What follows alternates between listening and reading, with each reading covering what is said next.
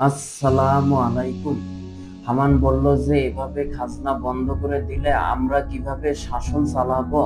ফেরাউন বলল যে বন্ধু হামান, অপেক্ষা করো, আমরাই হব সারা বিশ্বের শ্রেষ্ঠ ধনী আর আমরাই সারা বিশ্ব শাসন করব। পৃথিবীর কোনো শক্তি আমাদের ঠেকাতে পারবে না। এরপর দুইজন সিদ্ধান্ত নিল যে আজ থেকে মিশরে কোনো শিক্ষা ব্যবস্থা থাকবে না, সমস্ত পাঠশালা বন্ধ করে দেওয়া হবে। ফিরআউন বলল যে মিশরের কোনো ব্যক্তি শিক্ষা নিতেও ও দিতে পারবে না। সে আরো বলল যে এখন হতে সবাই ফিরআউনের পূজা করবে, অন্য কারো পূজা করবে না। পুরো মিশরের মানুষ মূর্খ হয়ে গেল আর তারা ফিরআউনকেই তাদের সবকিছুর মালিক ভাবতে শুরু করলো।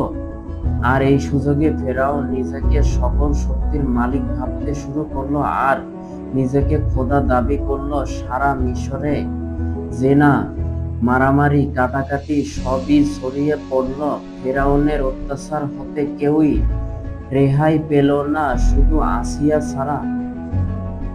কারণ আসিয়া ছিল তখনকার মিশরের সবচেয়ে সুন্দরী ও ধার্মিক নারী।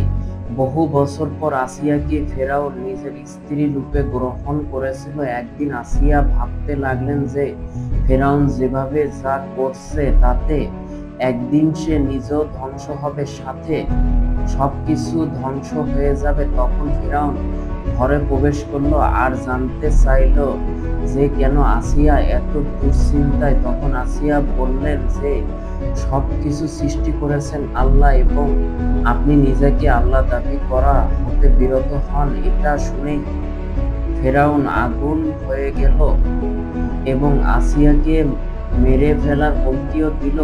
সে আরো বলল যে আসিয়া যেন তাকে খোদা মেনে নেয়। আসিয়া এই কথা শুনে কেঁদে কেঁদে একাকার হয়ে গেলেন। একদিন ফেরাউন স্বপ্নে দেখলেন যে একটা আগুনের গোলা এসে পুরো মিশরকে শেষ করে দিয়েছে, শুধু বনি ইসরায়েলদের কোনো ক্ষতি হয়নি। ফেরাউন পরের দিনই অনেকগুলো জ্যোতিষীকে ডাকলেন। জ্যোতিষীরা তাকে বলল যে আমরা দেখতে পাচ্ছি যে আপনি অচিরেই মারা যাবেন আর মূসা নামে একজন এসে আপনাকে মেরে ফেলবে। কথা শুনে ফেরাউন রেগে আগুন হয়ে হামানকে বলল যে পুরো মিশরে যত শিশু আছে তাদের হতে সকল পুত্র সন্তানদের মেরে ফেলতে। হামান তারপর পুরো মিশরের সব ছেলে শিশুকে মেরে ফেলল।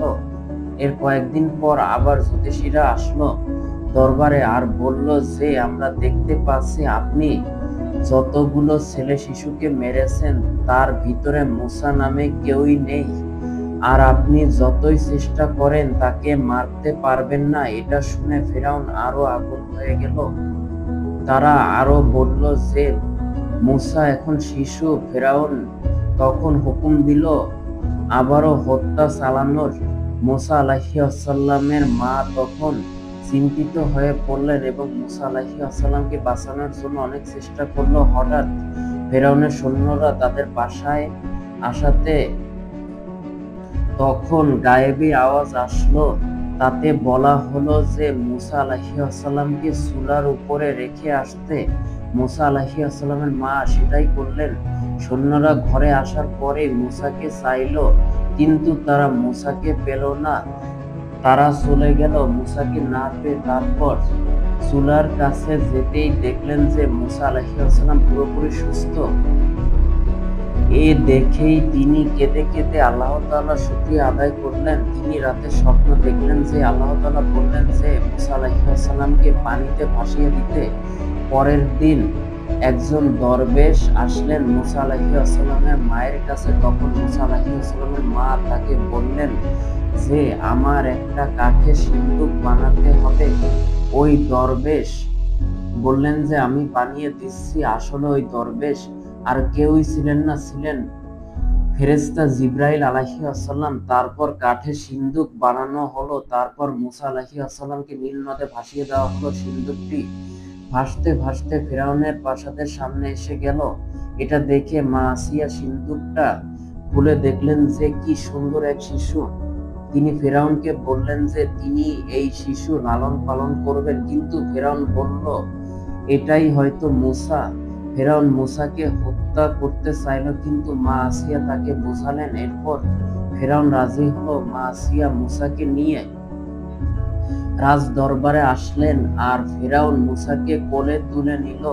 ফেরাউন মূসাকে আদর করতে যেই যেতে চাইল, তখনই শিশু মূসা আল্লাহ তাআলার হুকুমে ফেরাউনকে এত জোরে চড় দিল যে রাজপ্রাসাদ কেঁপে গেল, ভূমিকম্প শুরু হয়ে গেল। ফেরাউন বুঝলো যে এই শিশু কোনো সাধারণ শিশু না, একে পরীক্ষা করতে হবে।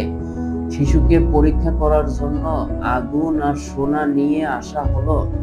যখন আগুন আর সোনা আনা হলো, তখন আল্লাহ তাআলার হুকুমে জিবরাইল আলাইহিস সালাম মূসার হাত আগুনের দিকে ফিরিয়ে দিলেন, আর মূসা আলাইহিস সালাম ব্যথায় চিৎকার করতে লাগলেন।